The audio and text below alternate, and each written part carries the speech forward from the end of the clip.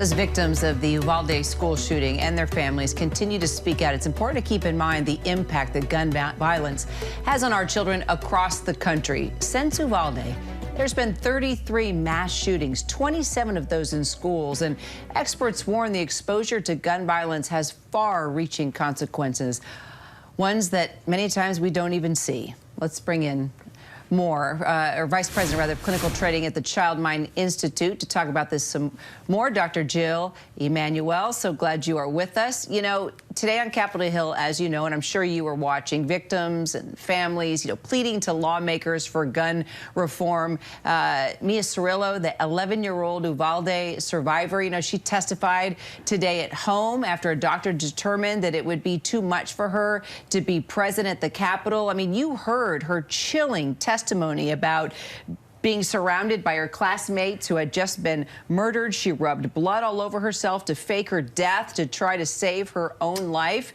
When you just think about what she did, and the pediatrician said, no, don't have her come to the Hill, have her record it. I mean, is this good for her mental health to even testify in the first place to what she experienced? Yeah, so I definitely want to emphasize that the most important thing that we want to have children do is be in control of the situation. So if she is under the care of a psychologist, a therapist, a mental health professional who can help guide these decisions, and the most important thing is that it is her choice and hers alone, then it is really important that her choice be heard. So if she's okay and wants to do this, and a mental health professional deems that it's okay, then I think the most effective choice was to have her pre-record it and do it that way. But those are the circumstances. Otherwise, if someone is pushing her to do it, if someone is asking her to do it and she doesn't want to, those are not good circumstances for her. It has to be within her control. And I'd like to ask you about children across the country. Kira and I have talked about this as parents of younger children. The Child Mind Institute, I understand, does offer tips to parents on how to speak to their children about school shootings. I mean, what's your advice? Yeah, and how much is too much, right? How much detail is too much? Good point. Right, so it's very important. So one of the first things that we say is we want parents to be in control of the dialogue.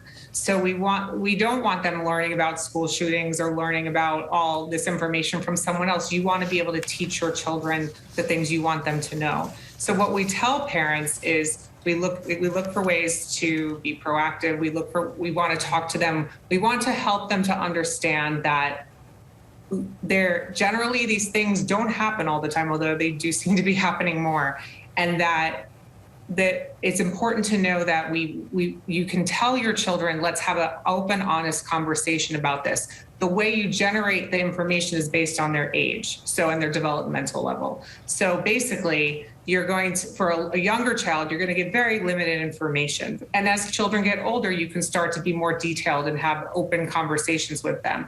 As you're having this conversation, it's very important that you're calm and that you've received the support that you need yourself to have this conversation, that you model that it's okay to do this and to talk about it.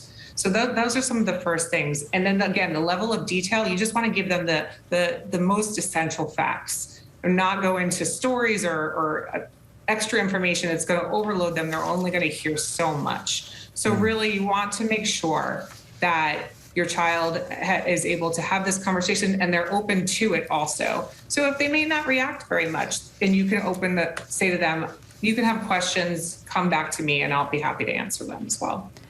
You know, while we have you, when you watched this testimony of this little 11-year-old describing what she did to save her life, fake her own death, what did you think about what she did? I mean, after I brushed the tears away, it's remarkable what she did. There are some people who really are able in a crisis situation to take action. Even children can do this. Not every child can, but the forethought that she had to take some of the actions that she did to protect her life, it's pretty remarkable and really shows a lot of resilience. So I was pretty blown away, but it's thank God she was able to do that. It'll be interesting to follow her life from this point forward. It sure will. See what she does. Dr. Jill Emanuele, thank you so much for your time. Thank you. Pleasure.